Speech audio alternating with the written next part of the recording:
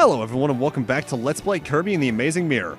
In the last part we reached Constellation, and we're not finishing at this part. Technically, we're getting through a good amount of Constellation.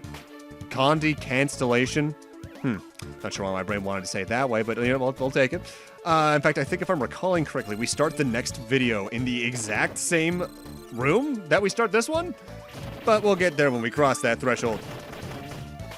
Now, Constellation is a very large area. In fact, I want to say its rooms are definitely the largest in the game. There's still a couple of the usual smaller hallway sections, but there's a lot more wide open rooms that even aren't big rooms on the map. So it's very easy to find yourself going in, not loops here, but definitely figuring out you're going the wrong way for far too long. And speaking of which, that's another thing I think this game needed. It definitely needed a better map system. Like, as it is right now, you can tell how the rooms connect, which ways are one-ways, which is helpful, and how many exits a room has, but you can't tell what exits go to what, and you can't tell what the rooms actively look like. It might not have helped too much, but I would have really appreciated closer to a Metroid or a Castlevania map system, at least once you get the map, wherein you can see exactly what doors are in what portion of the maps that lead to what other rooms. Even just that little bit would have really helped navigation in this game, but nope. I'm trying to think, I don't even think this game had any, like, it probably had a strategy guide, so I should look up to see what maps looked like in that. But I don't think this game had any, like, big maps and, like, Nintendo Power or something to help you with that. Let me look that up, though. Amazing Mirror Strategy Guide. PDF. Wow, that's just the instruction booklet for the PAL version. That's not the strategy guide. There's the Japanese version strategy guide. That's a really nice cover art. Was there not a strategy guide for this game in the US? Well, looking at it, the way the game does the maps in the Japanese version strategy guide is more or less just graphical interpretations of the ones from this map screen anyway, so yeah, that's not a help whatsoever. Strategy guides really are. Sometimes you get some really good ones, sometimes you get some really shitty ones. Like growing up, we had the Ocarina of Time one, which was helpful. FF7 one was pretty good, the official one. The Mario 3 one in Nintendo Power was pretty solid. It's actually how I know most about what I know about that game. Wind Waker one was good. But then I think back, like, my Pokemon ones were hit or miss. Like, I'm especially looking at the Red Rescue Team and Blue Rescue Team 1. Super informative as to when what floors had what Pokemon and all that, though I think it's not the most accurate thing in the world. But it doesn't give you strategies, it just tells you what's here in those instances. And in some cases, that's the only strategy you can get, yeah. The Minish Cap one was good for actual dungeons. Terrible for Kinstone fusions. Because I think it only told you what fusions people could give you. It didn't tell you, like, hey, by the end of this part of the game, you should do these ones because they're not going to be available moving forward. Mind you, Kinstone fusions in general were kind of a hit or miss mechanic. And every time I play that game casually, I use a Game Shark code to give myself infinite of every Kinstone piece because grinding them is hell. And I want to get those sparkly arrows because they're cool, damn it. Like, there's a lot of times I'm like, I should redo LPs. And I've even been that way with Minish Cap. I would still do the thing I did in that where I used that code because, oh boy. Oh boy. With that said, I probably would actually try to search out every single Kinstone fusion this time instead of missing, like, what, 9 I think I did back when. If I remember that exact number, that's scary, because that Minish Cap LP...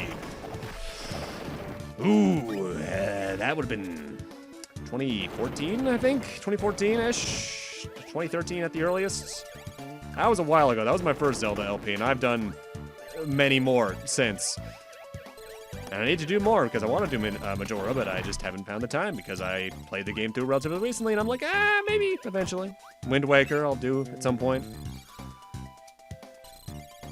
I have the list for a reason, but I always adapt it at 5 games at a time. Like, okay, I want to do this set of 5. Like, I forget if I mentioned this recently at all. Also, hi again, Master Hand. Like, when I did Dracula... No, when I did Sonic Advance a few LPs ago, I already had that, Dracula X, this, and the next 3 LPs planned out in terms of the order I was going to do them in. Now, actual notes taking, I leave from when I'm actually about to record that LP, but we'll get to that when we get to it. And, oh man, the next LP. Oh boy. Already all recorded. Editing that, because it's an RPG and the type that it is, with 100% post-game, that's gonna be a rough one. I'm looking forward to it. Oh god, I'm gonna need to make a layout for that one, because it's a bit more in-depth. Well, I'll get to that when I finish this. Oh no, I lost Smash. That's the worst way to lose Smash. Yeah, watch out when you're using Smash sometimes, because sometimes you'll do Kirby's neutral air and just fall through blocks and die, and you always feel so stupid when that happens. You want to be careful with this particular bomb block, because destroying it makes the section below it disappear, but it also comes back up and tries to trap you into not getting that soundtrack sheet. There's a lot of those in this game. But that said, once you're on this particular portion of Candy Constellation, it is a straight shot to the boss fight. There's no extra paths or anything. But that said, I gotta admit, this is one of the more out there boss fights in terms of what it is, but we'll get more to that in a moment. In a lot of ways, looking back, Candy Constellation is this game's equivalent to the space stages we've had more or less since Kirby 1.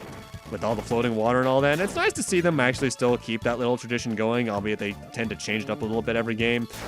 Mind you, Kirby games tend to have floating water in general past a certain point. Like, I think Return to Dreamland, it's in a majority of the worlds at least. I don't think it's just in like the last 2 or 3.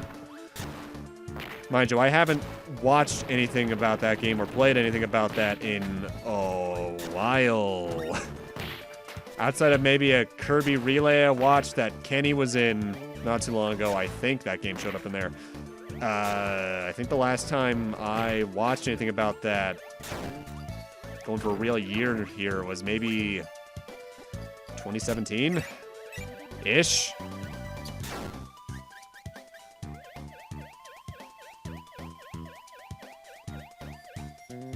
It's always weird how human memory works, because sometimes I can remember the exact last times I played a game year-wise, but other times I have to think about what was I doing around the time I would have been doing something with that. Because my brain just went, you know, the last time I thought about that game, I also thought about Star Fox Zero. And that came out not long after the only time I've been to PAX East, which was when I recorded the Mega Man World games on Game Boy. That was a trip to my brother's house. That was fun, though. Using his PS4 controller for Visual Boy Advance at that time was not, though, because, oh boy, his PS4 controllers are in rough shape. Either way, boss of Candy Constellation is not only Master Hand, but his, let's say, quirky brother, Crazy Hand. By and large, they do the exact same attacks they do in Smash whenever you fight the two. They do the claps, they do the double slaps, all that kind of jazz. They don't have many unique moves between them, though. I think Crazy Hand only gets generally more erratic once you've taken care of Master Hand. I think. Because now, obviously, he's alone. That said, still got all the grabs, all the slams. If you've beaten the mini-boss, you know what you're in for here, really. It's arguably the easiest boss in the game. Barring King Golem, of course. But still, it's cool that he's there at all. I appreciate it. With that, though, we're over the halfway point in the game, and one thing I will say, partially because at this point you would have learned some of the level design and all that, I think the latter half of this game definitely speeds by a bit faster than the earlier half.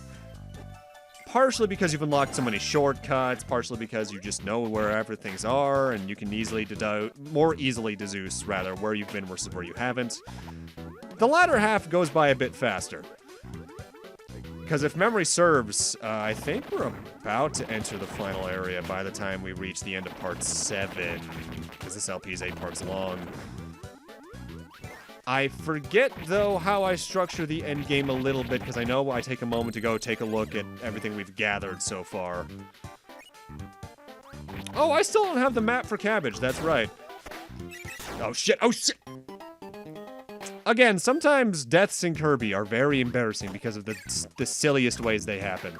With that said, they're always a little bit funny. And it's not like you're not really lacking lives, because, again, Kirby games, your life count can really start to soar by end game.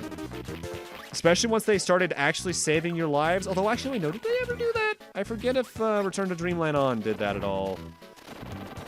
I know I don't think it does on Squeak. I think neither does Superstar Ultra. If they started doing that, it would have been from the Wii game onwards. But I can't remember because, I'll be frank, unless I'm actively playing a lot of games, I can never remember a lot of minor details about them like that. Like whether or not the live total saves, whether or not 0 counts as a life in that case because you have no extra lives left instead of it being a game over after you've lost the life that's labeled as 1. That's the kind of thing that never sticks in my head. It's always the more, I don't want to say fine mechanical details, but the more specific ones, I suppose. Like how momentum feels and all that. Now, something I find interesting about this game is that we have gotten further ports to it over the years. But they actually are worse ports, I feel. Because it got ported to 3DS early on in the Ambassador program with Game Boy Advance games where you could get like this, I think Metroid Fusion, Wario Land 4, and I think like 1 or 2 other games. As well as Wii U Virtual Console, but they did change some minor things, like they reduced some of the flashing lights whenever you defeat a boss because of, I think, newer Nintendo policies that are more strict when it comes to how epileptic their games can get, as well as just straight up removing multiplayer, and it really feels like the game is missing something at that point, because that's such an integral part of the game's core design, at least in terms of what they wanted it to be, that it feels like it really defeats the point of the game, honestly. In fact, I think me and Scott, who's been on the channel before, even though at this point it's been a couple of years just due to life stuff, tried early on with our 3DSs to play the game multiplayer, but then we learned they removed it, and yeah, that was a bummer. There's not too many version differences, thankfully, though, between, like, barring potential how the game runs and all that, between Japanese, PAL, and US. In fact, if I'm recalling what I read on the cutting room floor at some point years ago, the main differences are obviously text. There's a glitch where I think if you use the cell phone right before you die in certain ways, or activate a roulette, the game just locks up. And probably the most notable one, I believe the damage for the missile ability was nerfed in the US release. I think it did 4... I think here in this version, the way the game does it calculations-wise, it's like 4 damage with direct contact, 1 with the explosion if you release the ability early. Whereas in the Japanese version, it was 6 and 2, respectively, for that. Either way, this is Moley. He randomly selects one of these 6 holes in the area to go into, and he'll throw stuff at you. The throw ability is really useful here, not because of the actual throwing of whatever you can, though. But the thing is with throw, whenever you're holding onto something and Kirby's holding it behind him is counted as an active hitbox that hits multiple times before breaking. Because of this, you can just hold it into Moley's face, and he'll just take more and more damage until he dies eventually. He's not a very hard boss. He's random, and speedrunners hate him because of that, but he's not hard, per se. Is that the first time we've done 2 mirror shards in one part? It very well might be. I can't remember anymore. Also, I don't think I've shown off every single one of them, and I forget if I actually do show them all off. A nice little detail, depending on how many Kirbys you have when a boss is beaten, you get different Kirby dances.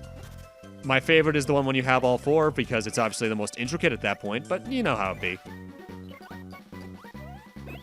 Something I'm curious about with the game that I don't think I've ever looked into, though, is how the Kirby AIs decide where they're going. Like, I'm not sure if they try to prioritize areas, like, in particular, like, hey, I'm Red Kirby. I tend to stick in these 3 areas, or go along these pathways. I'm not sure if they try to, say, go for areas you haven't been yet or all that. I don't think they can do anything super important, though, when they're off-screen and they're AI-controlled. Like, I don't think, for instance, that they can...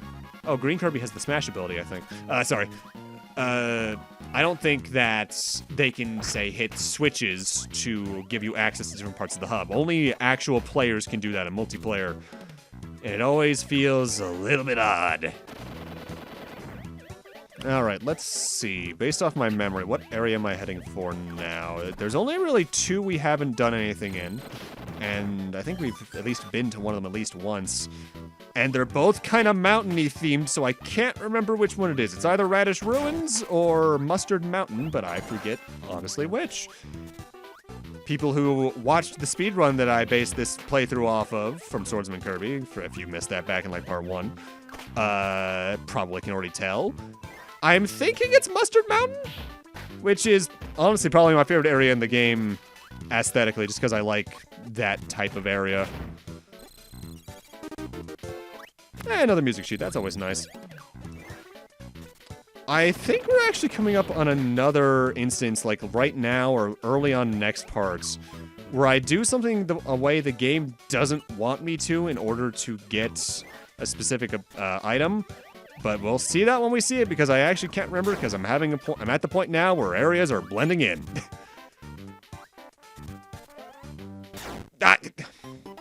That really is the most common way I think I die in Kirby games at this point. It's almost a bad pattern. Oh, it almost happened again.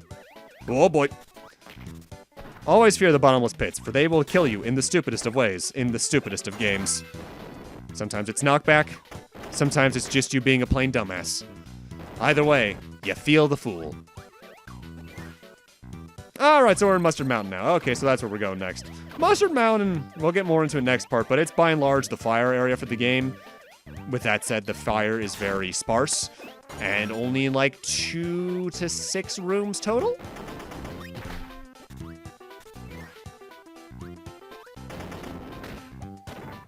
Also, while we're hearing it, something else I find this game very odd with how this game does things is when it decides to play different music, they're very choosy with it, and there's not a problem with that, but you definitely get tired of hearing some of the same songs over and over again after a while with exploration like this. This also allows us, though, to fully connect the switches over to the hub. I think the only one we're missing is Radish Ruins proper over there, yeah. But with that, I'm going to need to end this off here. Thank you guys for watching, and in part 6, more exploration. Again, with this game structure, there's not really much of a way for me to clarify without going, hey, we beat this boss. Whoops. Have a great night, and I'll see you guys then.